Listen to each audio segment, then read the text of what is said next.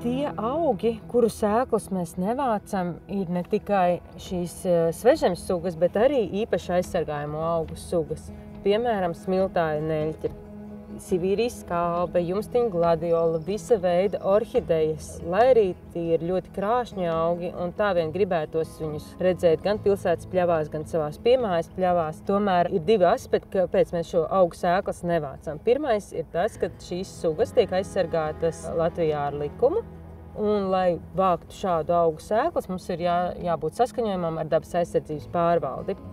Otrs aspekts, kāpēc sugai labāk palikt tur, kur viņi ir, un nevis viņu pārnest uz kādu citu vietu, ir tas, ka ļoti bieži šīm retajām sugām ir nepieciešami kādi specifiski vides apstākļi. Varbūt tas ir, piemēram, augsnē esoši mikroorganismi, sēnes, baktērijas. Kaut kas ļoti, ļoti tāds īpatnējs, ko mēs savā vidē, kurā veidosim jaunu pļavu, mēs nevarēsim dabūt šo visu vides kompleksu tādā aspektā, kāds viņš ir, piemēram, savvaļā.